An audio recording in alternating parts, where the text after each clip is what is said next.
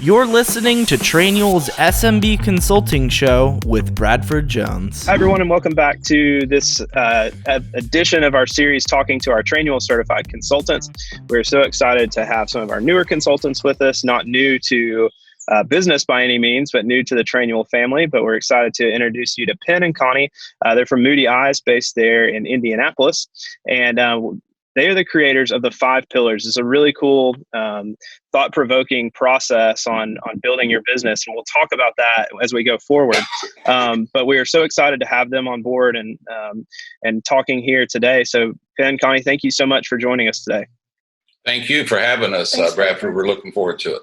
Yeah, we're some people think parts of Tennessee are the Midwest, but I would say Indiana and Indianapolis Midwest. I'm outside today here in late March, early April in my backyard, and I know you guys are joining us from home because you guys are actively running an optometry business, and so I know things have changed by the day for you all. Could you just kind of give me a sense of what's going on and some of the tough decisions you guys have had to make the last few weeks? Yeah, so the first thing is we were running along fine for the first quarter and actually up a little bit, looking forward to a really good end of Q1. Mm-hmm. And of course, the coronavirus came along and kind of changed that process. So what happened is that we set up a schedule the second weekend of March to go to 3 days a week.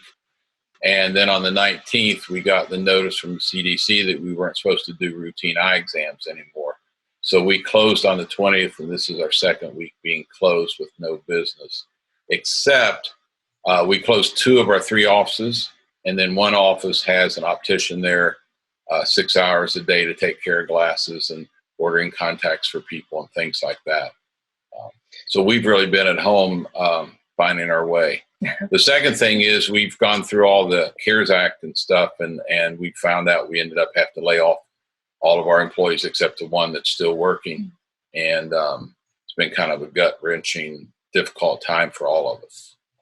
Yeah, absolutely. And, it's so tough just to see everything going on because it's changing by the day and people's positions are changing. And luckily, I think we're going to get a good amount of government assistance for companies like that. But there's so much uncertainty. You and I were talking about that. And it's, I'm not a CPA or a financial advisor or an attorney by any means. So we don't want to offer any advice in this forum on that. But, I think just part of determining what's best for your business right now with the government assistance that will be available is a full-time job, it seems like right now.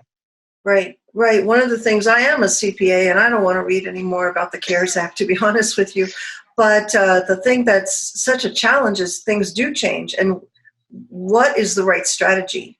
I don't know. You think then you hear something and you have to shift.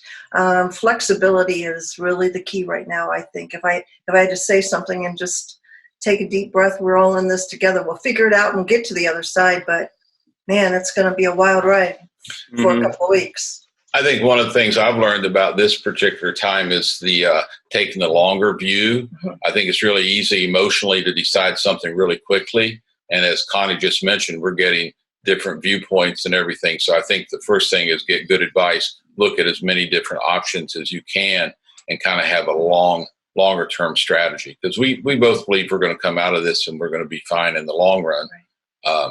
So it's really easy to make an emotional decision and then regret it later. So yeah, absolutely. And for those of us who aren't making decisions like you all with payroll and things like that, it's easy for us to make recommendations. But what's one thing that was maybe either a tough decision in the time or maybe something that's happened in the last couple of weeks that you would say was a turning point for you, or something that you're thankful you made the decision? Or is there anything that you actually had to make those decisions? Is there anything that comes to mind that has stuck out to you?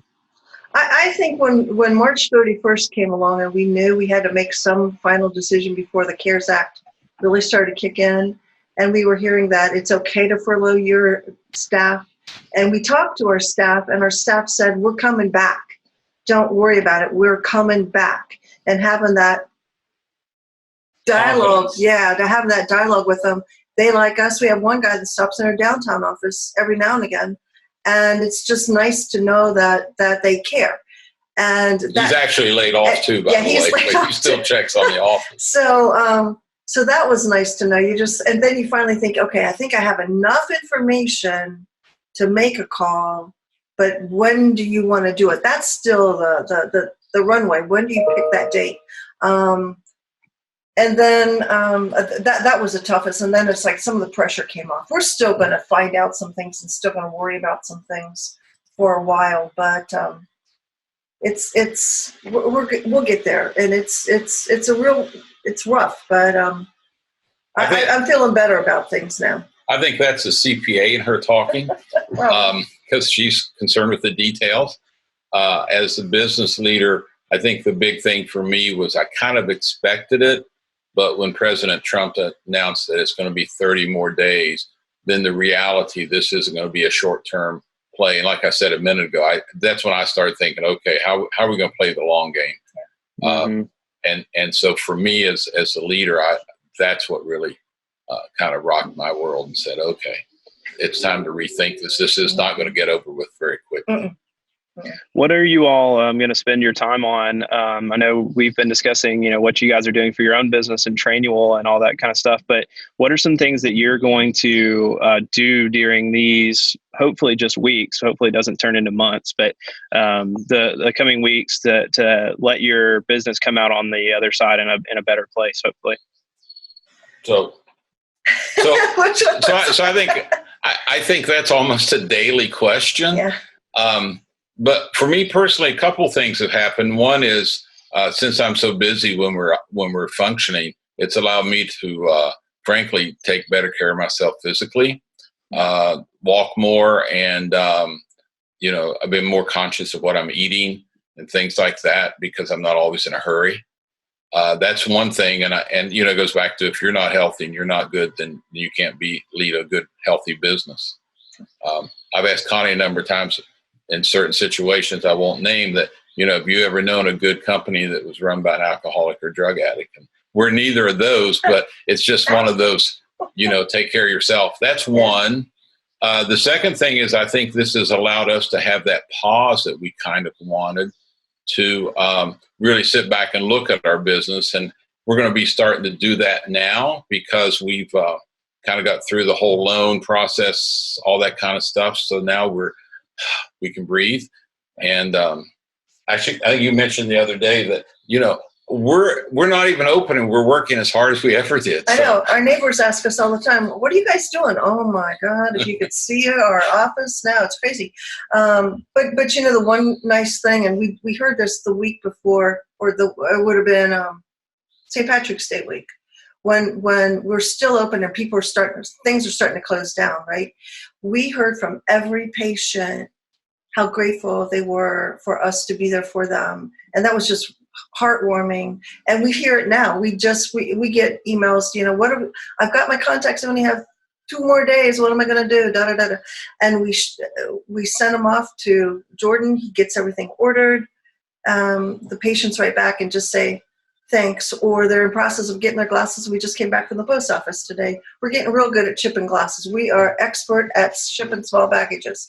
But we do that every day, and it's nice to know they write back and say, thanks for being there. We appreciate it. We can't wait to come back, and we look forward to seeing you guys. Yep. Yeah. It's a good time to surprise and delight, right? I think expectations are pretty low across the board for a decent amount of service-related businesses right now. I was just thinking the other day, like we decided we were going to go get takeout from somewhere, and I was like, man, it's going to take forever. It's going to be a mess. I bet it's going to be crazy. And then I had a really great experience, and I was like, wow. So like maybe that would have been my normal experience, or like I'd been on my way home from work on a Tuesday or whatever, but it was good. And I think a lot of businesses have the opportunity to surprise and delight with just simple things right now, which is exciting. And it sounds kind of what you guys are doing with that perspective.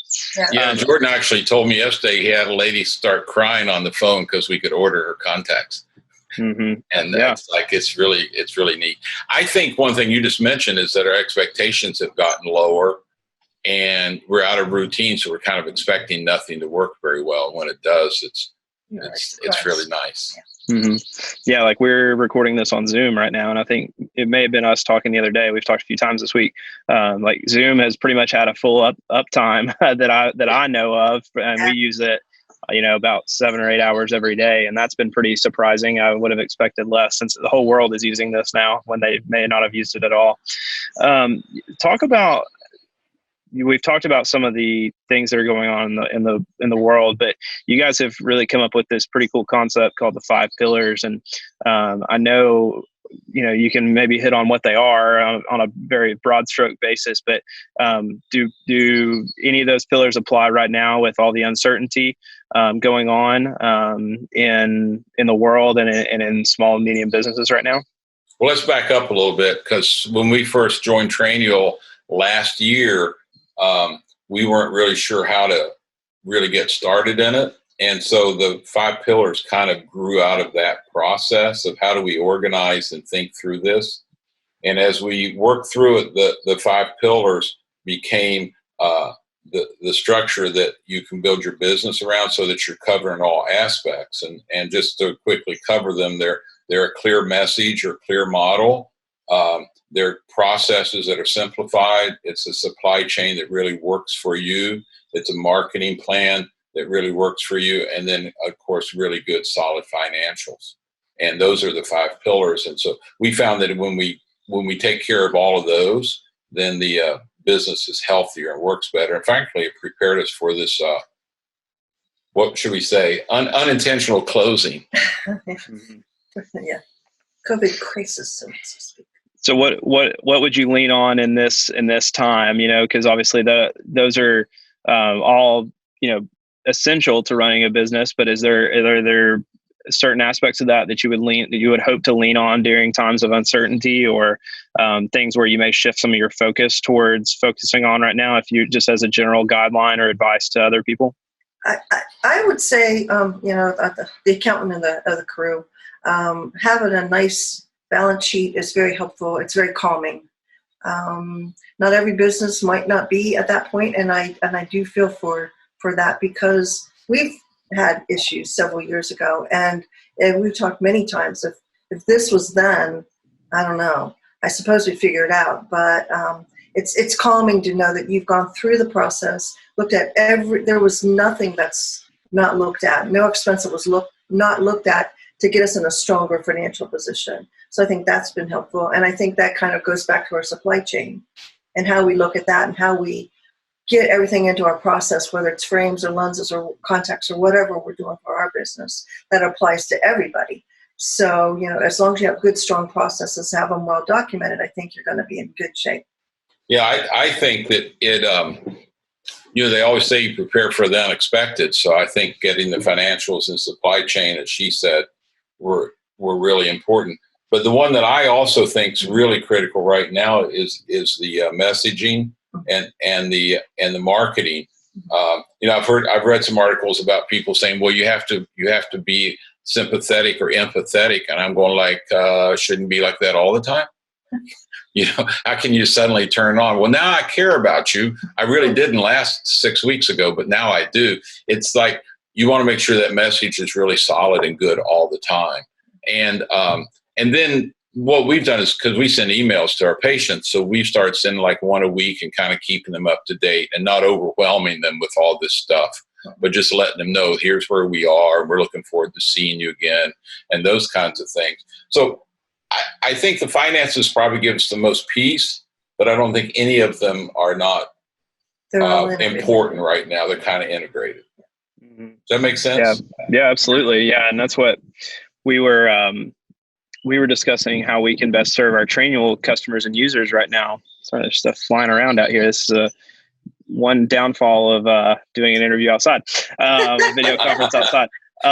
But we were talking about how we can best serve our users, and at Trainual, and Chris had some pretty good plans for that during this time. But one thing that he said that struck me is, like, we're all on the customer success team right now, whether you manage the product or whether you do sales or whether you do whatever. And he was like, just because you're not replying to support tickets doesn't mean you're not on the customer success team. Like, the product working right now is going to help our customers and, through that. And so I think you're right. If you have the infrastructure in your business and you've, met a lot of the things that you talk about in the 5 pillars, that you can lean into some of those things when you need to, and lean out of them when they're not as prevalent. And messaging, if you don't have clear and consistent messaging, this is not necessarily the time to start from scratch, right? As to your point. I would say this is the time that you wouldn't do that, right? Right. Yeah. And it's like, if you didn't have an email list before, then this would not be the time to try to gather email addresses to do that. So it's, that's pretty cool concept. Well, you guys help a lot of small businesses, and that, that's your goal, I know, to help small businesses who are implementing Trainual and all that. Just to kind of wrap up here, could you tell us a little bit about some of your experiences with Trainual and just some broad ideas of, what the goal is with working with Trainual users and customers? So my thoughts would be, I'll turn it over to Connie in a second because she did most of that information at the beginning, but I felt like we signed on and then it's like, okay, what's next?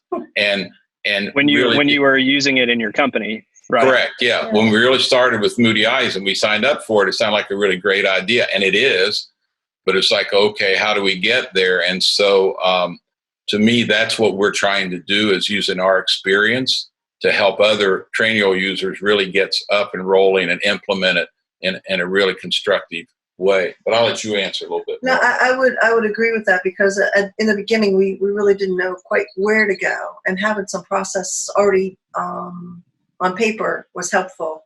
And we threw things into Trainual just to get it in there, and then we were able to step back and go, okay, wait a minute, this step should go way down here. It's something that we do earlier in the process. So one of my favorite features is to be able to drag and drop and just kind of rearrange and do that kind of stuff. So that was very helpful, I thought. And then the staff loved it. They thought, oh, great, it's a one-stop shopping spot for us. Anything new, we can follow. We know whether or not they've looked at it or not. Instead of putting out some memo and they're going, yeah. But we can actually track their process. Yeah, you do a little test on it, or that they've gone in and read it. And that's helpful. Just as a side note, before we had Trainual and we had our stuff in a binder, I would put the binder in certain places because we have 3 offices and I'm not there all the time. So I put it in certain places and come back a week later, it's never moved. You need to look at this. Okay, we will. And then you put it somewhere else. So I would move it around to places and it would never move. So there's no way of tracking. And this was like a godsend that we can actually say that so-and-so looked at it. And if they didn't, we can remind them, okay, you need to look at it. Yeah, so. and I think it was, the staff really adapted well. They really liked it better than the old training 3-ring binder thing. So that was good too. I love that trick of moving the binder. I think that's a pretty funny thing, because you and my dad would, not to date anybody, but that my dad used to say when in our hospitality business that the trash can tells the story. Yeah. And so he would try to get, he could come into a closed down kitchen that hadn't taken the trash out yet and know exactly what happened for the day. And it's pretty amazing. There's some experience tricks that a lot of people will never get, unfortunately, because of the way technology works now. Exactly. Right. So one other thing I would say about our approach that we would like to help people with is the idea when you sign up for Trainual is we've got to get everything in there right now. And that's impossible. And so to help that structure, that's one of the other things about the 5 pillars, is that it helps you kind of, okay, we're going to do this first, and we'll do this next, and we'll do that next, depending on the situation, so that over time you build the whole suite, but you don't have to do that tomorrow.